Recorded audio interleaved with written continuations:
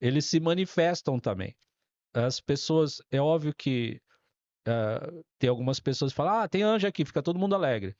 Mas, cara, você carrega Deus em você. Você tem o Espírito Santo. Então, transitar ou conversar com anjos é uma coisa supernatural. Quando Pedro foi liberto da prisão e foi bater na casa da irmã Maria, e a menina chegou lá e falou: Pedro está aqui. Não, é um anjo dele. Tava todo mundo acostumado com esse ambiente, porque os anjos são servos de Deus que trabalham a favor dos santos, a favor da igreja. Então, eles estão em todo momento interagindo no mundo espiritual. Você ouve. Tá lá. E Eles estão lá. Eles estão lá. tá nos escuta. Pastor, e algo tremendo sobre dons, sobre unção, sobre anjos, sobre a voz de Deus. Mas por que, fazer uma pergunta aí, por que as Uhum. igrejas não estão abertas para isso? Muitas igrejas estão fechadas, pelo menos na minha percepção, né? Posso estar errado, Sim. mas eu vejo pelo menos alguns que não dá mais a liberdade para os dons, não dá mais liberdade para o espírito agir, não tem mais liberdade, pelo menos em muitos lugares, né? Não Sim. todos os lugares. Por que você acha que é? Eu entendo o seguinte: dá trabalho. Dá trabalho. As pessoas querem uma igreja madura, né? E é triste uma casa sem criança.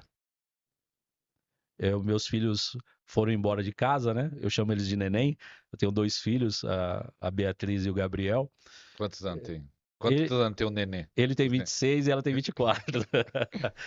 E eu vivo falando pra eles, vocês precisam me dar neto. Porque a alegria da casa, vocês precisam me dar neto. Então, todo lugar vai ter criança, vai ter menino, vai ter novo convertido. E eles vão fazer besteira em nome de Deus. Isso é normal.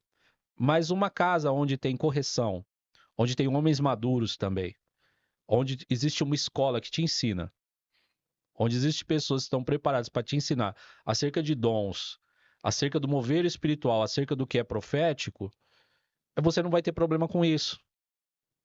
Você não vai ter problema. Então, as igrejas elas não querem entrar nessa atmosfera com medo de alguma coisa sair fora do controle, na verdade. Alguém que não tem discernimento, ou enfim, virar uma bagunça, mas Coríntios era uma bagunça, né? Paulo teve que escrever para eles: vocês estão comendo ceia, um vai e come, e não espera o outro chegar, e estão se embriagando com vinho aí, todo mundo falando línguas estranhas, o outro. E Paulo vai lá e traz uma ordem para a igreja de Corinto. E fala: é assim que vocês devem proceder. Então eram meninos que estavam experimentando dos dons espirituais, só que precisava de alguém maduro para guiá-los. E as igrejas hoje, infelizmente, e eu não quero exaltar a visão dos 5 ministérios, mas a igreja tem um pastor, e o pastor ele tem o cuidado com as suas ovelhas. O pastor não quer perder o.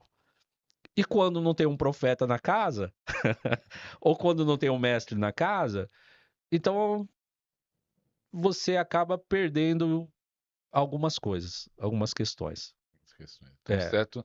5 ministérios é o apóstolo, o profeta, o evangelista, o mestre e os e os pastores pastores, exatamente. Para a edificação do corpo de do corpo Cristo. de Cristo. Então, E esses 5 ministérios têm que estar na igreja. tem que ser ativo. Todas as igrejas. Sim, tem que ser ativo. Todas as igrejas têm. Porque, ó, você cobra do pastor. O pastor tá lá cuidando das ovelhas, mas sempre tem um que vai chegar lá e falar: pastor, a gente não vai evangelizar? Sempre tem. Sempre tem. Aí sempre vai ter um que vai chegar e falar assim: pastor, a gente não vai para oração? A gente não vai para o monte? A gente não vai buscar poder? Aí vem outro e fala: pastor, e o ensino? E aí esse pastor, por que muitos pastores estão cansados? Porque eles tentam fluir nessas áreas. Precisa ensinar. Aí o pastor vai lá. Só que a unção que está nele é de pastor, é de cuidado, é de uma palavra de pastoreio. Então, não adianta querer, é cansaço. Fluir em algo que você não foi capacitado para aquilo.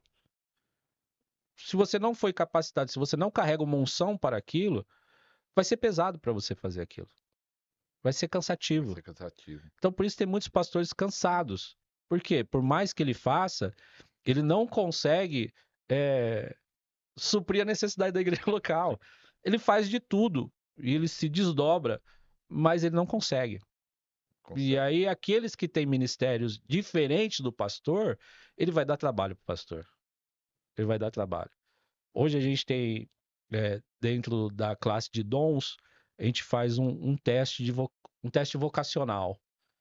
E aí, quando aquela pessoa ela tem dom de serviço, ou enfim, ela mostra a vocação dela ali, e mostra também, o teste vocacional que nós fazemos, mostra também embaixo de qual ministério ela tá.